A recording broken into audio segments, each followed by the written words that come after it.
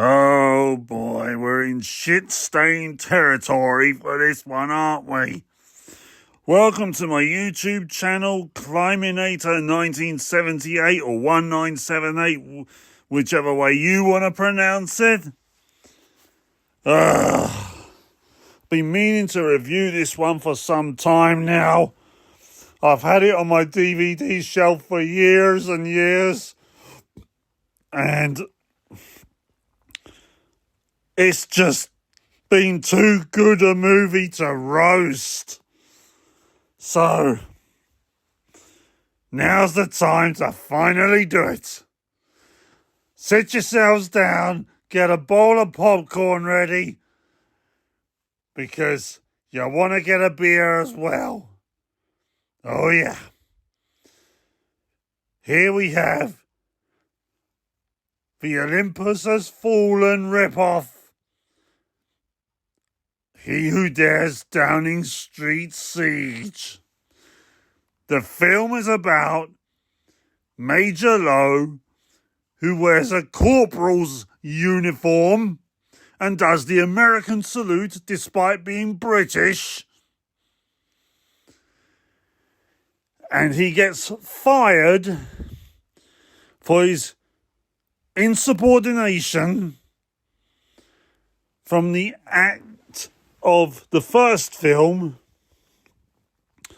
where, which was called He Who Dares, by the way, where he had to save the Prime Minister's daughter from a kidnapper called Alexander Holt, who escaped at the end of that film. I didn't even know on my first viewing that there was a first film. I just thought that this was it, a standalone film. But we just got some sort of flashbacks and all that shit. But here's Alexander Holt with his missus in this film, the second film. And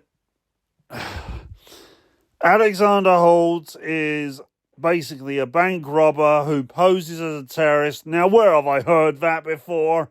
Oh, let me think. Die Hard. And the film is set in London, this one. Both of them are, actually. And the thing about this is that this one is set, most of it is set in 10 Downing Street. They're ripping off Olympus Has Fallen, which was released the year before this, and even the year before the first film. Kind of gives you an idea about the quality of these films. Anyway, this time, in the second film, Alexander Holt is not after the Prime Minister's daughter. He's after the Prime Minister himself, who he manages to gain as a hostage in the number 10 secret bunker after seizing control of number 10 itself. And talking of the PM, here he is in the film, the one and only Paul Holden, played by Russell Kilminster. And he ironically reminds me of the Prime Minister in the British sketch show Little Britain. So I'm expecting Tom Baker to narrate this film going, Britain, Britain, Britain. But yeah, this film is so bafflingly bad that even the Prime Minister's name, his first name, gets switched around halfway through the film without explanation. There's also stupid effects, amateurish effects, like when the number 10 Downing Street door gets blown off. It gets blown off within an inch of the villainess standing like she is right here. And she doesn't even flinch. And you can even see some of the flames emerging on the door right here in this snapshot, because they haven't timed the effect to line up with the actor pressing the button on the detonator. because the writers and filmmakers are dumb nuts.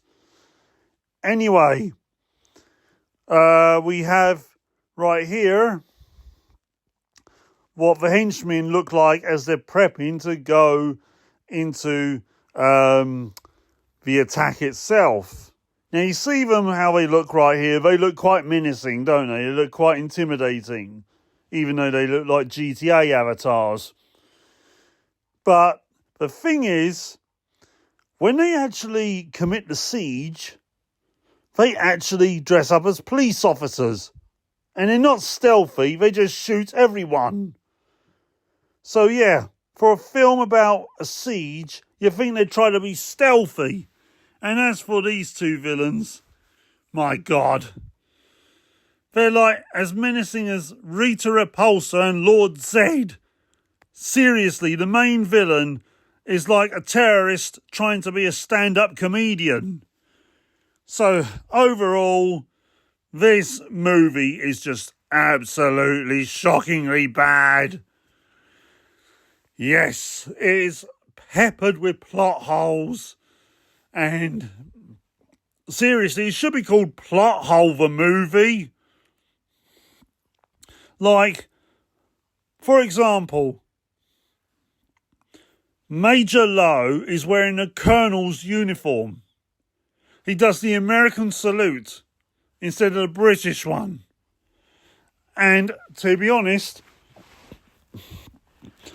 right, although he did commit insubordination, that should be enough to just give him a warning, considering he got the Prime Minister's daughter out.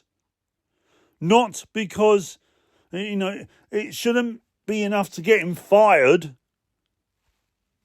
He got the hostage out alive. But of course, I'm not a writer for a crappy film studio. Anyway, the Prime Minister's name gets switched around by one of the characters alone, and it's not part of a plot. It just happens without explanation. Right there on screen. And the way she reacts, it's like she's not seen him alive on the government, secret government screen before in the film. And yet she already has when she saw him held at gunpoint earlier on. It's bafflingly bad. I mean, as I said, when the terrorists arrive to take over 10 Downing Street, they come in dressed as police officers, armed police type. So you think, well, they could go in stealthily, undercover, But instead they just choose to shoot everybody. But then, in most other action films, they would have done the former. Instead, they do the latter. I couldn't believe how bad it got. But then this is a film where the first victim of the villains is a stripper who decides to strip on a double-decker bus in broad daylight, despite the fact that the villain said that, it was night time. It's broad daylight. As daylight as it would be around about 11 a.m. in the morning. Seriously.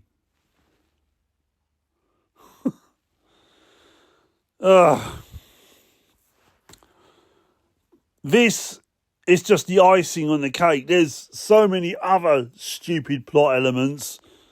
Like when Major Lowe fights the villainess, right, in the garage. They start the fight. She whoops his ass at the beginning. And then it goes into slow motion as she takes her leather jacket off to show her tank top and her leather leggings. And I thought, what is this going into slow motion for? Apart from being, awkward. And the way the camera angles are all done, it looks like It looks like, as it's all side on, I shit you not, it looks like it's a Street Fighter level from the old Mega Drive games. I seriously expected them to go Kaihoken to each other, or get over here, come here, from Mortal Kombat. It really got that ludicrous by that point in the film.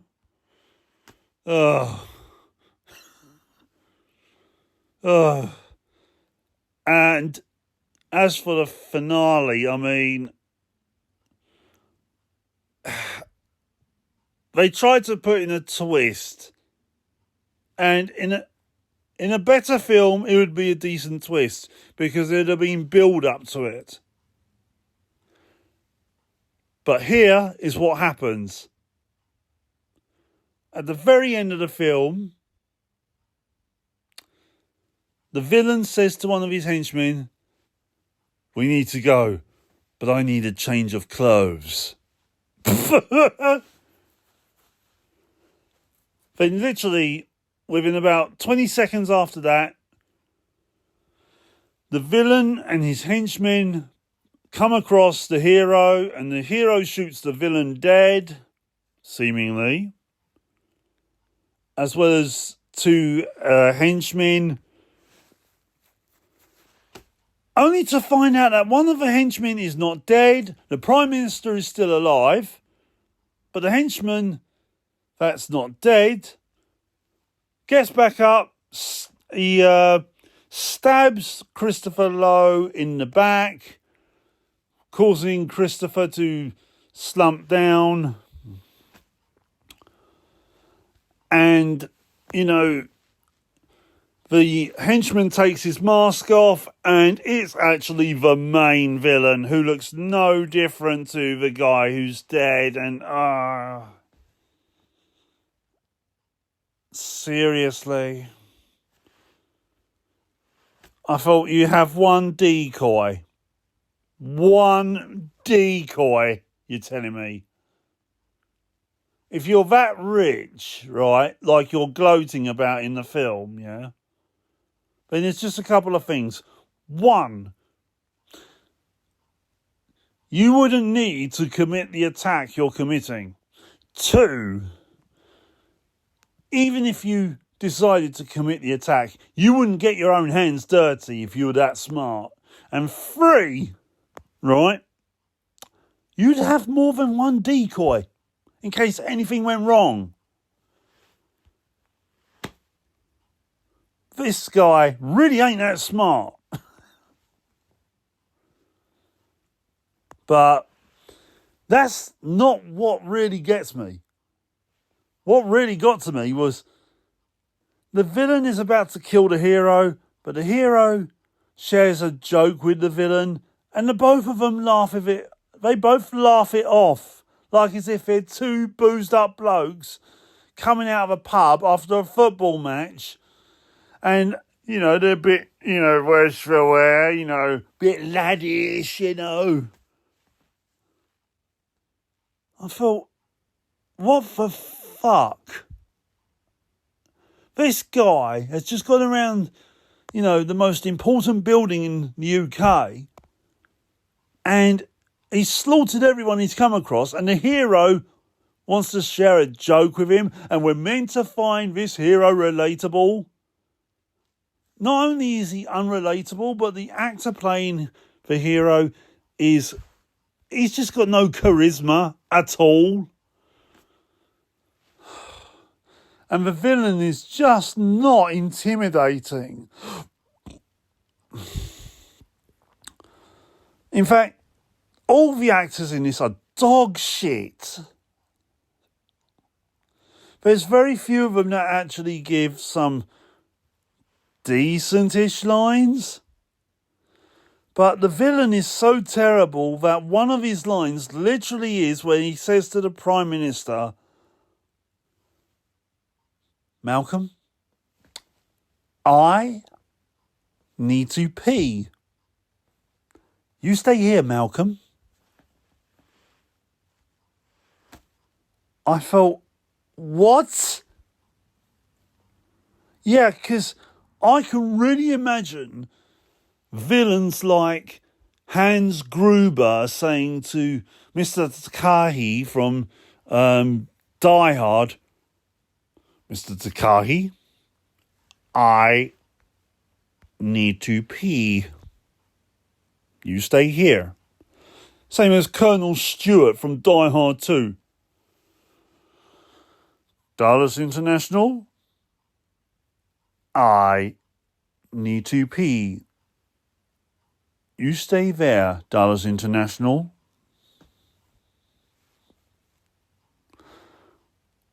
This, I'm saying that, I say that sarcastically, by the way. Therefore, the villain Alexander Holt is a complete dumbass. And Christopher Lowe, you cause more damage and more risk to life than the villain does. So therefore, Christopher Lowe, you're a dumbass. In fact, this film is shit.